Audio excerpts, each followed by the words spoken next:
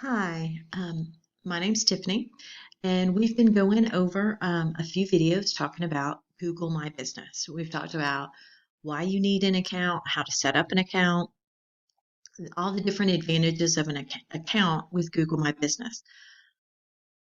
However, sometimes there is a little bit of trouble in setting up a Google My Business account, especially if you're a real estate agent. And the reason for that is Google vets anybody who deals with my money or my life at a higher level. So if you're a doctor, if you're a counselor, if you work in finance, if you deal with anything that money comes, in any way, you're vetted at a higher level. Real estate agents fall into that category. So sometimes you go to create a Google My Business account and it says your account is pending or your account has been suspended. So today we're going to talk about how to troubleshoot those events if they happen, okay? So once again, remember, you go to the 9 dots up here that look like a waffle, and you go to the blue awning that says Google My Business, okay? I've pulled up an account of an agent that I work with. In her account, see this yellow, it says it's pending. That means you're not showing up on your Google search results, you're still pending. Generally, you only pin for like 3 days. This one has been pended for a little bit longer, okay? So when it drags on weeks and we need to do something about that. What do we do? Well, let me show you.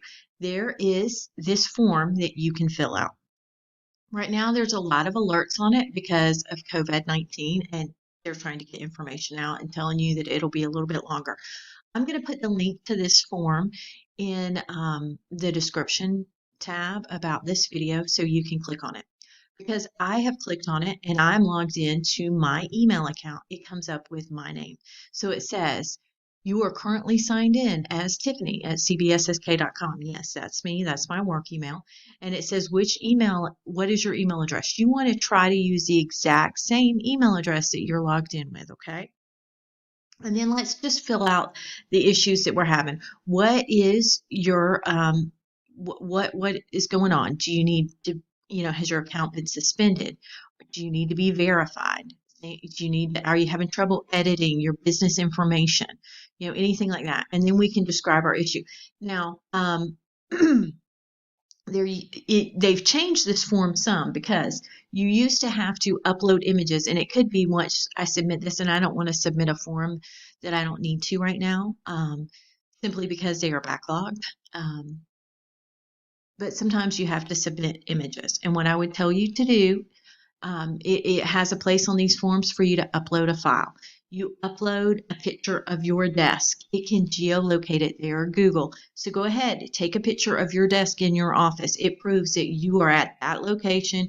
This is your desk. Try to showcase your business card, or if you have a name right or anything like that, try to put that, in the image. Take a picture outside the building, take a picture inside the building. You don't have to have too many pictures, but upload 3 or 4, okay?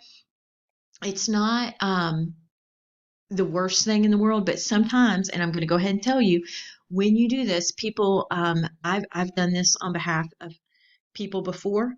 So you submit this, you say this is what's going on, uploads a new page, blah blah blah blah blah. Then you submit it, and you get a phone call, and it might come from India, or I live in Georgia, so I get a call from California. I think that it's obviously, telemarketer. You want to answer that call. If you get a call that's routed from either India or California, a lot of Google's calls get routed through California, and it comes up as a number from there. Please answer that call, because what they're going to do is they're going to physically call you and physically verify that you, in fact, are a person that owns this account. The whole point is to not have scammers. So if you have filled out one of these, Google My Business Help forms, go ahead and pick up the telemarketer calls. There is a chance it could be truly somebody from Google, and they do physically make the phone calls. And they say they're asking for more information. They don't really ask for a lot of information. They're just verifying you're a real person that really is where they can physically get in touch with you, and you really do have that business. So it's not like hard vetting process per se. You just have to pick up the phone, and it generally is an odd number. It won't be a local number at all. So please do that. This is a good way to vet it. There's also, I'm going to pull up in my tabs. I have another one. You can use this one. This is a reinstatement request form too. If you've been suspended for some reason, this is another way that you can do.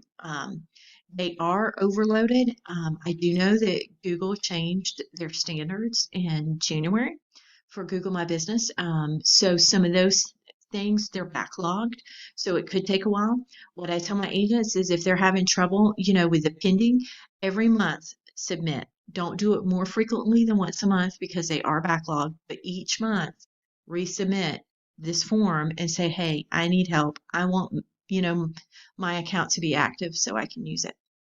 And eventually you'll either get an email or a phone call that will let you know, and then you'll be turned back on. So that is a way to troubleshoot if you're pending and you can't access your account. And because her account is pending, you don't get the link to it like you would for somebody else. Like when we go to somebody else's account,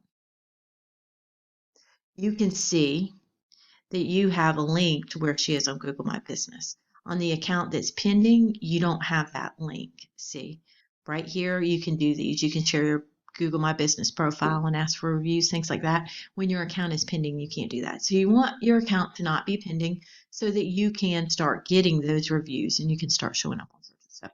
That's a way to troubleshoot it. I'm going to put the link to this Google form in the description. Let me know if you have questions. We can work on troubleshooting it together. But this is the best bet, is to go ahead and submit this form and then answer your phone, even if it is an odd number, because they do call. All right. I look forward to hearing from you and seeing how it works for you. Bye.